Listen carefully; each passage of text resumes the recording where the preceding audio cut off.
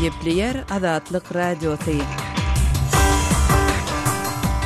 Akşamyz haýyrly bolsun hormatly radio dinleýijiler. Şuň 2016-njy ýylyň 9-njy marty hepdeniň çarşembe güni habarlar gündeligimizi Pragadaky studiýadan men Gözel Hudaýberdiýew alyp barýaryn.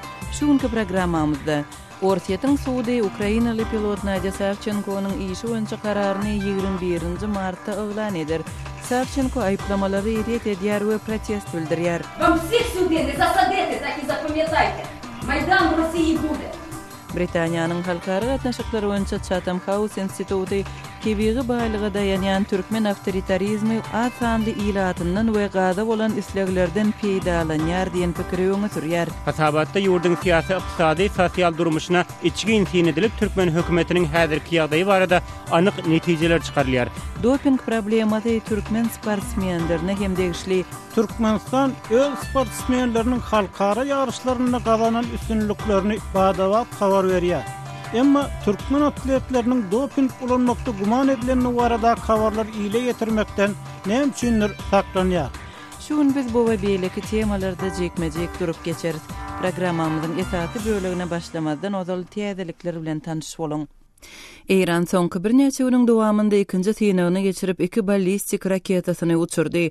Iran mediasy Kadr H gatymly raketanyň 9-njy martda Iranyň demir gazygyndan uçurylyp gün orta gün doğurdy 1400 kilometr uzaklykdaky nişana ýetenligini habar berdi. Ýarym resmi Fars agentligine görä raketanyň ýüzünde Israil ýok edilmeli diýilen ýazgynyň bolanlygy habar berildi.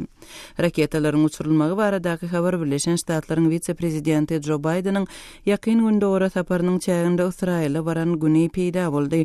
Birleşen Ştatlaryň döwlet departamenti Iranyň 8-nji martdan raketa synawyny ýazgardy we bu meseleni Birleşen Milletler Guramasynyň howpsuzlyk geňeşinde gozgamagy wada berdi. 2 ay mundan ozal Washington Iranyň 2015-nji ýylyň oktyabr aýynda synan emat raketalary bilen bagly programmasyna gatnaşygy bolan biznes şirketlerine we şahslara garşy sanksiýa girizdi. Talibanyň söwüşçileri Awganistanyň Helmand welaýatynda hökümet koşunlaryna garşy bir näçe aýlap dowam eden söwüşlerden soň hökümet edaralaryna hüjüm etdiler. Yerli resmiler 9-njy martda Irden Gereşk şäherinde polisiýanyň we aňtaw gullugynyň edaralaryna hüjüm edilenligini aýtdylar. Helmand welaýatynyň häkiminiň medpuat wekili 4 sany ýaraglynyň hüjümi zerarly 2 polisiýa ofitseriniň öldürilenligini we adamdan 5-siniň yaralananlygyny habar berdi. Şeýle dol hüjümçileriň 3-süniň öldürilenligini aýtdy. Taliban hüjümüň jogapkärçiligini öz üstüne aldy. Gozgalaňçylar Göknar öndürje täsir region hataplanýan Helmand welaýatyna öz mekany hökmünde garaýarlar. Orsiýetli sudiýa Ukrainaly pilot Nadya Savchenkonyň işi boýunça kararyny 21-nji we 22-nji martda boljak suud dinlenşiginde eglan eder. Savchenko 2014-nji ýylda gündäwr Ukrainada 2 orsiýetli jurnalistiň öldürilmegine gatnaşykda aýplanýar. Savchenko bu aýplamany ret edýär. Savchenko 9-njy martda Serhat ýakasyndaky Donetsk şäherinde geçirilen suudda eden çykyşynda azykdan we suwdan ýüz öwürýänligini aýtdy we sudiýa hem prokurora orta barmagyny görkezdi. Sudiýa kararyň 21-nji martda okulyp başlanjakdygyny eglan etdi.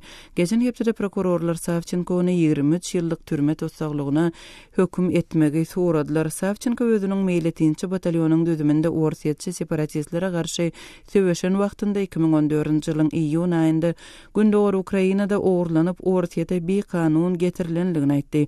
Ukraina Savchenkonyň ogurlananlygyny aýdyp oňa uruş ýetiri hökmünde seredilmegini talep edýär. Ýewropa Birleşigi we Birleşen Ştatlar Savchenkony boşatmaga çagyrýarlar. Ýewropa Birleşiginiň ilçileri orsiýetin Krim ýarymadasyny anneks etmegine we Ukrainanyň territorial bütewligine garşy hereketlerine jogapkär diýip hataplayan şahslardan we guramalardan düzülen sanawdaky 146 adam we 37 gurama babatynda ban hataplaryň doňdurulmagynyň we viza gadagançylygynyň möhletini 9-njy martda ýene ýaýwanlandyrdy. Ýene 6 aýlyk ýaýwanlandyrylan sanawa orsiýetiň vice-premieri Dmitri Rogozin, orsiýetiň prezidenti Vladimir Putin Geňeşçisi Sergey Glazyev we Kremliň baş propagandaçysy Dmitri Kiselov girýärler. Şeýle de sanawa Krymyň bir näçe guramasy we gündäwr Ukrainada orsiýetçi separatistleriň toporlary Gerýärler Ýewropa Birleşiginiň karary şu hepdäniň aýagynda göjü girer. 2 martda Birleşen Ştatlar şoňa meňzeş sanksiýalarynyň möhletini uzaltdy. Pakistanda janyna kast edilen häkimiň söwüşçüler tarapyndan ogurlanan ogly 5 ýyldan soň Pakistanyň howpsuzlyk agentleri tarapyndan 8 martda Lahore şäherinde azad edildi. Hökümetiň metbuat wekili Anwarul Haq Hakkar Pakistanyň aňtaw agentlikleriniň terrora garşy polisiýanyň we ýarym harby güýçleriniň Bulujistan regionunyň Kuchlak geňişliginde Quetta şäheriniň golaýynda halas ediş operasiýany geçirendiklerini aýtdy. Islamabadda janyna kast edilen dünýäwi garaýşly häkim Salman Taseer'iň ogly Şahbaz Taseer 2011-nji ýylyň awgust aýynda kakasynyň ölümünden 8 aý soň ogurlanypdy. Hakim Taseer Pakistanyň dine dil getirmek üçin jazany göz öňünde tutýan kanunlaryny reformirlemäge çagyrýan tanymal şahsiýetdi. Hormatly radio dinleýijileri, siz diýerlikleri dinlediňiz. Gepleyer Adatlyk Radiosy habarlar gündeligimizde başlaýarys. Orsiýetiň Suudi Ukrainaly pilot Nadia Savchenkonyň işi boýunça kararyny 21-nji we 22-nji martda boljak suud diňlenşiklerinde oglan etjekdigini aýtdy. Savchenko 2014-nji ýylda gündäki Ukrainada 2 orsiýetli jurnalistiň öldürilmegine gatnaşyk taýplanýar. Savchenko bu aýplamalary ret edýär we protest bildirmegini dowam etdirýär. Has çekmejek maglumatlary kardeşim Sehradan dinläli.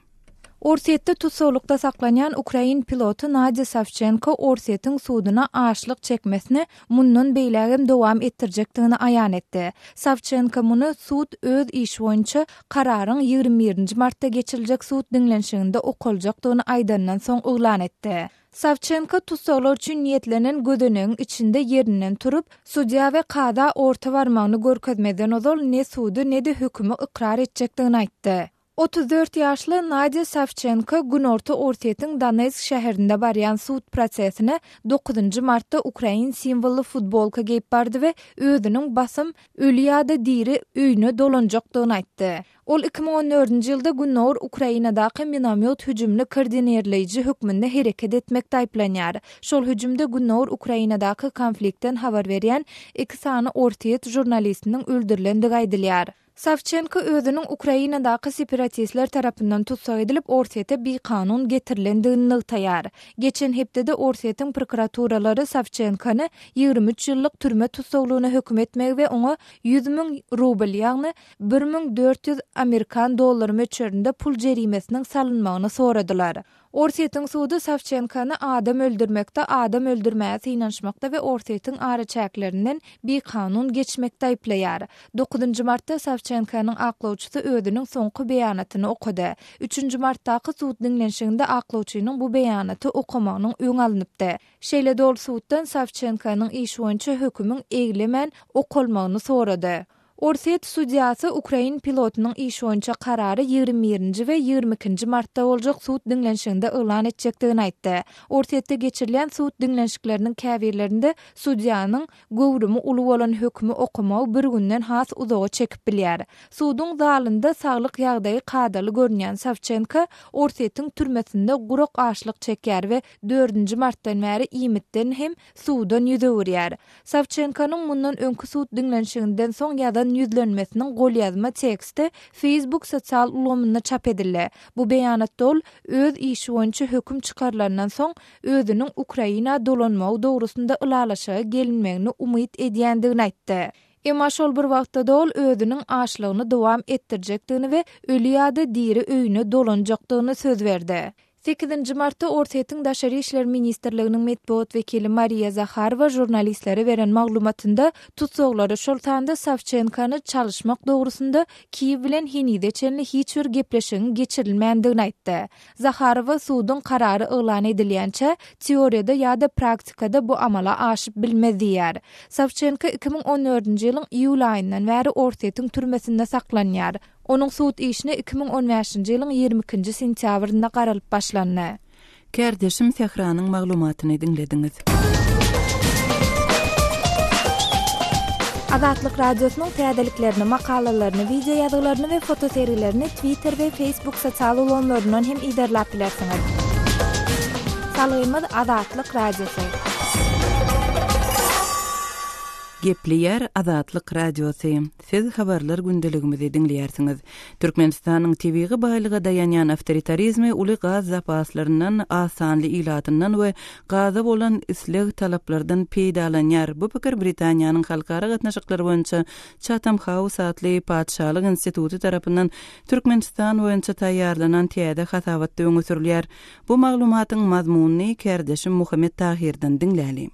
Londonda ýerleşen Chatham House guramasynyň halkara meseleleri baradaky Padşahlyk institutynyň ilmi barlygçysy Annette Boher'ın pikirine görä Türkmenistanyň nebit gaza dayanýan awtoritar dolandyrşy uly bolmadyk ilaty ýurdun ägir ulumçberdäki gaz ähtiýaçlyklarynyň we tebii gaza bolan global talabyň esasynda entekler dowam etjege çalym edýär.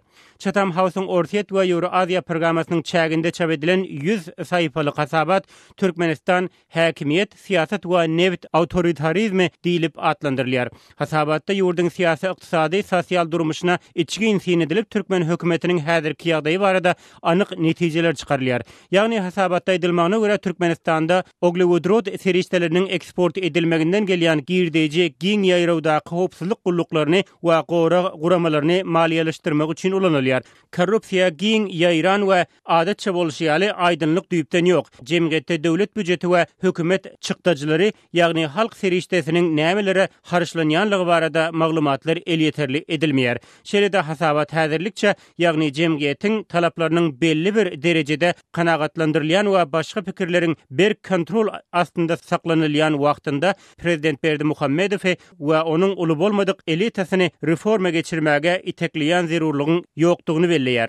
Türkmenistanda häkimiýetiň ömsümlik bilen çalışylmagy netijesinde degişlikde kän bir tanalmayan adamyň Gurbanguly Berdimuhammedowyň häkimiýet başyna gelmegi ekspertleri hayran galdyrdy diýmek bilen hasabatyň awtory Annette Boher, eger Türkmenistanyň awtoritar rejiminde geçiş bolsa da, ýagny häkimiýet çalışsa hem onuň täze awtoritar rejim bilen çalışmak ähtimallygynyň uludygyny öňe sürýär.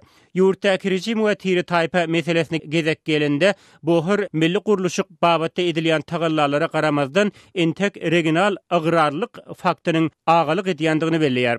Dolandyrjy idaralarda we biznes guramalarynda prezidentiň ahal-teke tiresiniň wekilleri agdyklyk etýär. Kadrlar ýygy derli çalışylyp durulýar. Emma orta gatlagyň emeldarlary degişlikde öz girdeji şeşmelerini uzagrak saklaýarlar diýip hasabatda edilýär. Türkmen medeniýeti ýurtda häkimiýet çalışandan soň bilim saglygy saklaýyş reformalarynyň geçirilenligini habar berýär. Emma Chatham House'un hasabatynda Türkmenistanyň bilimli kadrlaryň ýetmezçiliginden ejir çekýändigi aýdylýar. Berdimuhammedowyň ýol başçylygy astynda başlanan infrastruktura, saglygy saklaýyş we bilim proýektleri göz üçin edilen işlere çalym edýär diýip hasabatda edilýär. Şeýle-de hasabatda gulmatar hökümetleriniň we halkara guramalarynyň Türkmenistanda esasan oba hojalygy, saglygy saklaýyş we bilim ýaly siýasy bolmadyk ugurlardaky ösüşi çaltlandyrmak ugrunda tagalla edýändigi belenilýär. Bular suwuň netijeli ulanylmagy, saglyk sistemasyndaky aýdynlyk, bilelikdäki bilim we medeniýet baradaky programmalary öz içine alýar.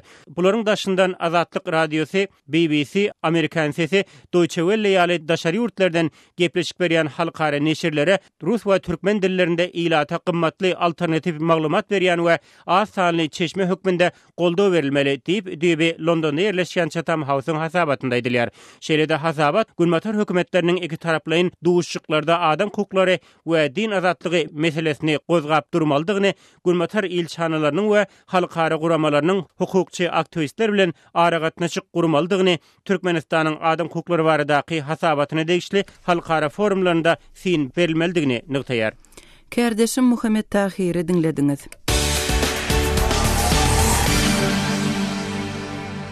Gepleyer Azatlyk Radiosu habarlar gündeligimizi dowam etdirýäris. Sportsmenleriň fiziki ukybyny güýçlendirýän doping serişdeleriniň ulanylmagy bilen bagly uly dawalar halkara sport sahnasynda häli şinde ýüze çykýar. Ýa-ni ýakynda Orsiýet öz sportsmenleriniň dopinge baş goşmagyna döwlet derejesinde ýardam bermekde aýplanyp atletika boýunça halkara ýarışlaryndan doly çetleşdirildi. Türkmenistanyň sportsmenleriniň hem doping ulanmagyna degişli käbir maglumatlar peýda boldy. Gelin Kerdeşim Ýowşan Annurwanyň berjek maglumatlaryny dinläli. Türkmenistan öz sportsmenleriniň halkara ýarışlarynda gazanan üstünlüklerini badawat habar berýär. Emma türkmen atletleriniň doping ulanmakda guman edilenine barada habarlar ile getirmekden näme üçindir saklanýar. Azatlyk radiosu geçen ýylyň 17-nji dekabryna Türkmenistanly ştangaçy Ömürbek Bazarbaýewiň Houston'da geçirilen gan barlygyndan soň doping, ýagny gadagan edilen kuwatlandyrjy ulanmakda aýyplananyny habar beripdi. Şonda Azatlygyň Türkmenistanyň sport resmiýetleriniň düşünürşini almak synanşygy başa barmady. Azatlyk radiosynyň bu mesele barada geçen ýyl bolgan temasyny jurnalist Vladimir Karakan Türkmen sportuny doping barmy diýen soraw bilen dowam etdirýär. Geçen ýyl agar atletika boýunça Halkara Federasiýasynyň resmi saýtyna Ömürbek Bazarbaýewiň doping ulanýany barada gutornukly karara gelinýänçe wagtlaýyn ähli ýarışlardan çetleşdirilýänligi habar berilipdi. Jurnalist Vladimir Karakanyň Günnogur.org websaýtynda çap edilen makalasyna 34 ýaşyndaky Ömürbek Bazarbaýewiň mysalynyň başga ýene 5 türkmenistanlynyň doping meselesi mysal getirilýär. FINA'nın, ýagny yüzmek boýunça Halkara Federasiýasynyň maglumatyna görä 26 ýaşyndaky Hemran Urmuradow gadagan edilen nandralon maddasyny ulananlyk üçin 2014-nji ýylda Katarda geçirilen barlygda 2 ýyllap ýarşa gatnaşmasy edildi. Onun gadaganlyk möhleti 2016-njy ýylyň dekabryna tamam bolýar.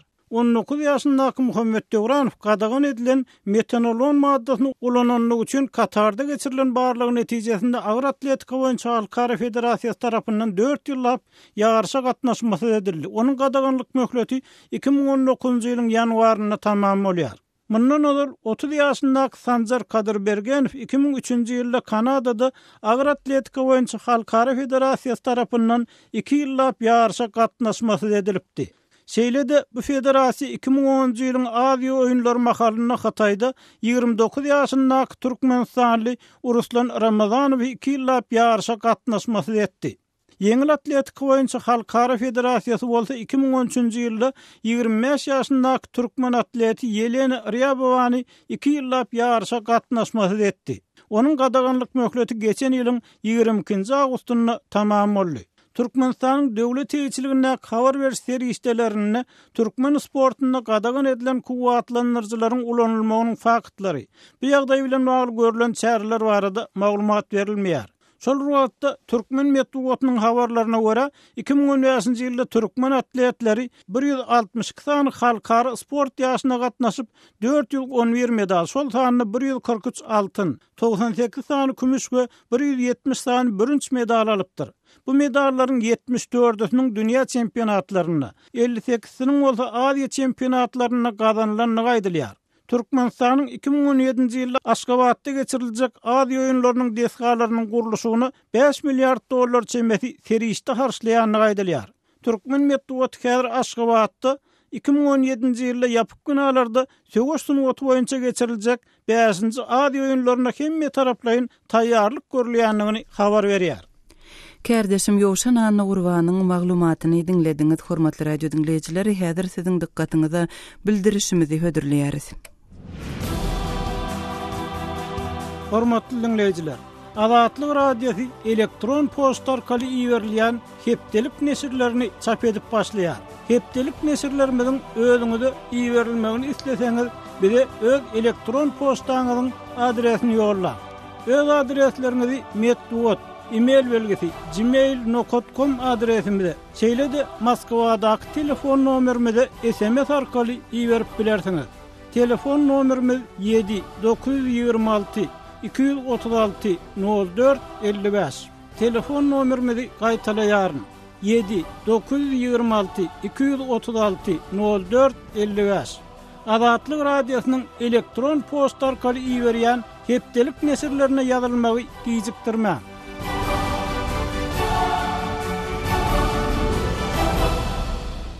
Gepleýär Azatlyk radiosu, hormatly radio dinleýijiler, siz habarlar gündeligimizi dinleýärsiňiz. Aşgabatyň ulag ýowýan kärhanalarynyň 100den gowragy ýapyklygyna galýar. Bu ýagdaýyň döremegine näme sebäp boldy we bu ýagdaý ulag sürüjilere nähili täsir ýetirýär? Kärdeşim Sehranyň Türkmenistanly ýadaja Aman Murat Bogaýew bilen geçiren söhbetdeşligini dinläli. Aman Murada, Aşgabatdaky awtoýolgalaryň ençemesiniň işlemeýändigini habar berdiňiz. Anyk näçe çemes awtoýolganyň gürüňni diýäňiz, olar nerelerde ýerleşýär? Anıklarını aytmak kyn ýöne in azından şäherde 150-200 çemesi awtoýolganyň işlemeýärligi gözüýär. Ondan bu awtoýolgalar özüniň alyp barýan işi boýunça hil olanyny birinjisi awtodrolgalaryň ýanynaky awtoýolgalar olar öz başlyk edary hökmüne hasabanmadyk tölegli awtodrolgalaryň hasabyna balansyny durýar. Awtodrolgan administrasiýasy her aýda awtoýolgada şunça girdi zarny diýip hasap etdirýär. Belli mukdardaky puly maliýe we halkyk pullyk edaralaryna etdirýär. Ikinji bir awtoýolgalar juda asarly öz-özüni maliýeleşdirýän, hozurlyk kasapçylygy esasyny işleýän husus kärhana diýip hasaplanan asarly awtodrolga bar. Ine şolaryň da birden ýa-da işlemänlik. Üçüncü awtoýolga hiç ýerde hasaba alınmadyk awtoýolgalar. Olar esasan ýaşaýyş daýlarynyň howlullaryny paýtagty vilayetden gelýän ýollaryň uruny işleýän awtoýolgalar.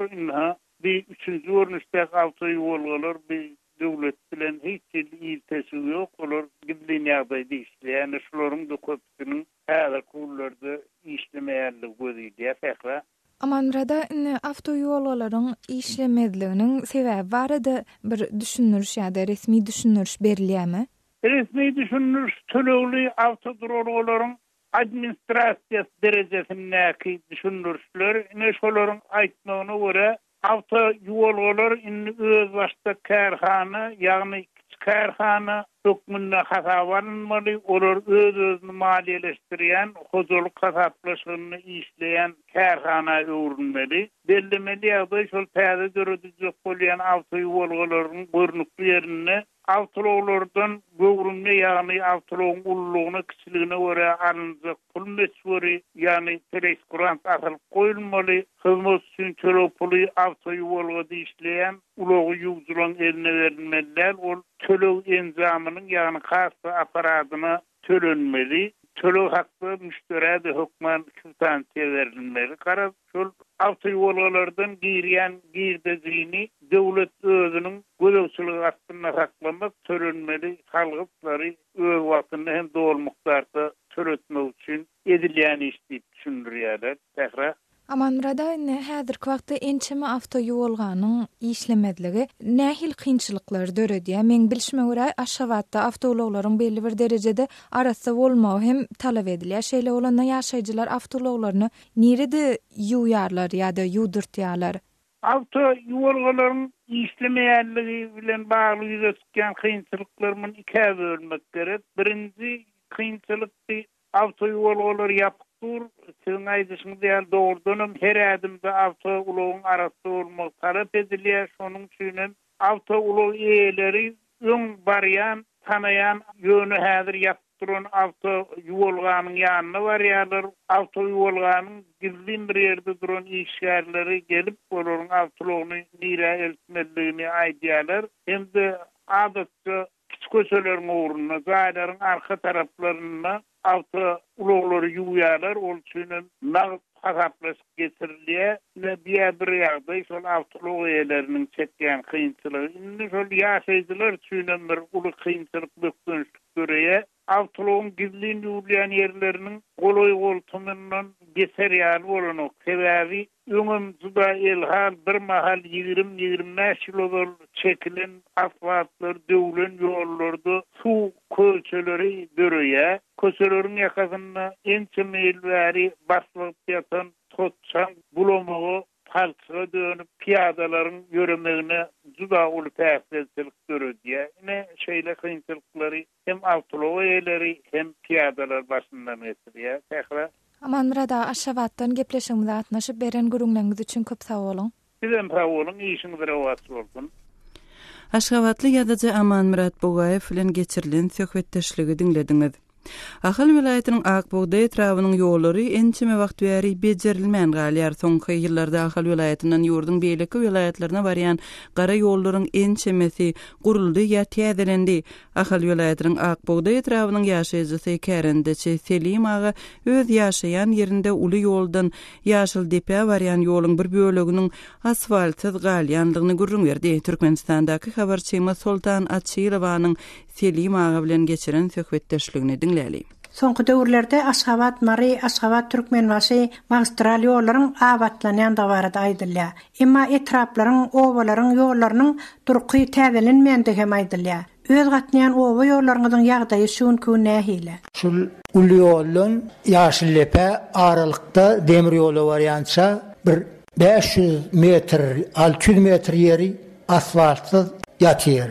Tomsuny geçeňde tolun, gyşyny geçeňde palçyk, daýhan birleşikliňem hemme şonuň gatnaýar. Hemme daýhan birleşik totada kılan hemme şonuň gatnaýar. O taýda bolmadan ipesli daýhan birleşik bar. Ýaşyl Depede näme bar? Şu taýyk näme derurlyk bilen gatnaly? Ýerkim şähere şonuň gaýdýar, köne ýoldan. Äne boldy, äne gaýdýar. Laprap boldy, laprap gaýdýar. Onu şu laprap ganyny şu aňyrda öňkü ýaşlyň ýerine gurnolsa, onu şu daýhan birleşikler kän horlanmaýarlar. Şu laprap üçinem şu epestil meydan töküp gelýärler de o taýda aňyrda 14-nji PMK diýe, sivil sahol diýe, mal aşnyýa sahollar. Putlene eýdim bar, köpet taw bar, em hoda diýerler. Mary Aşgabat aralygyndaky magistral ýoldan näçerek şoň ara? Arasy näme? Ol sivil saholdan 40 kilometr bar. Petinden. Onu galanyň 30, 25. Şol 30-25 kilometrliň bölek ýerim şol ýanky biwat ýol. Şol da prakpa gitjek bolan, oşo biwat ýer şol. Uly magistral ýoldan mı? Yo magistraldan dem köni ýoluny geçmeli. Demir ýol bar aralykda. Demir ýolundan ýokary ýanky magistrala çenni. Şol haçanam bolsa odal şol asfalty barmy şonu? Ýöň asfalt utady ýokdy. Näme diýende? Gün köni ýol gaýdýatda. Indi täze ýola geçmeli etdiler da şu taýdan. Haçan çekilen ýol? Açy geçen ýyl Mary şeýirdi, geçen ýyl Mary şeýirdi. Täze ýol. Täze ýol. Ýöne şol ýoly gumdat galdyrmam, bit asfaltlanmadyk ýol bolýar. O ýene alyly gumam galdyrly şota, galdyrly. Ýöne demir ýoluň gaýrasy ýön gowy asfalt. Edil şonuň territoriýasy haýty daýhan birleşige diýilýär. Näme şu Ýaşyl Depe diýişil. Ýaşyl Depe. 38 diýerler o. Etrap Akbuğday. Ýaşyl Depeň öýde Ýaşyl Depe daýhan birleşige diýilýär. O Ýaşyl Depe daýhan birleşige diýilýär. Şonu çeken kim şol ýoly, ýol edip beren kim? Onu bilemdik. Ýol edip beren ýokda bir. O daşam kimin dökeni bilemdik, daş döktüler, demir ýoly barýança dökülipdir. Şu taýamanyň gyşyna geçip goýan kiçik maşinler da maňat geçirilek galla. Aşağı diýerim kan eýle beýle gaýla. Her kim meýdany işliýe, tolony topurly maşin bilen magistral ýola geçeti gelene, laprap üçinem geçmeli. O taýda gaýy bar. Şol ortada da maşin daýalanýar, hapalanýar. Hapalanýar, şu taýda hapa öň meýdanyna da hapa bolýar. Hem şäher ýolyna geçmeýän arasynda etjek göne hälsini, hem tolonyň gatnap durýanda ekrançylygyna. Köpüt şonýarlar maşinla. Şu tändin şol maşinle geçilemýär bolmasan çağa çoğa piyada da ýörep barlayan yer barmy? Aýa ýörep barlayan yer ýok, ýöne ýörelýär, gurulun arasynda. Ýörelýär piyada, ýöne maşin geçýär taty. Türkmenistandaky habarçymy Sultan Atçylowanyň Ahal vilayatynyň Akbuğday etrawynyň ýaşaýjysy Selim aga bilen geçiren söhbetdeşligini dinlediňiz. The Henland Partners guramasynyň viza çäklendirmeleri boýunça çap eden täze halkara hasawatynda Türkmenistan 104 ýurduň arasynda 88-nji orunda ýerleşdirilipdir. Hasawatda raýatlaryň öz milli pasporty bilen seýahat etmek mümkinçiligine baha berilýär. Hormatly radio dinleyijiler, siziň pikiriňizçe türkmen pasporty seýahat etmek üçin amatlymy? Öz pikirleriňizi paýlaşmak üçin Azatlyk radiosynyň azathabar.com websaýtyna, şeýle-de Facebookda Azatlyk radiosy we WeContact sosial ulgamynda Azat Habar sahypalarymyza tesvir ýazyň.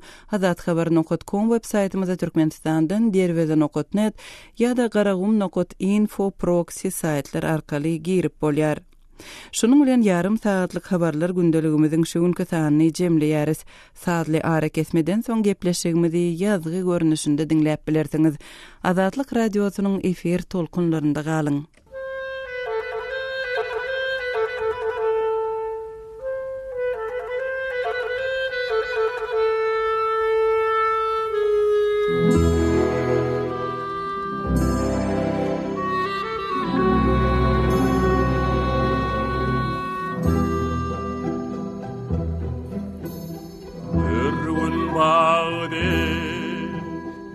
Anı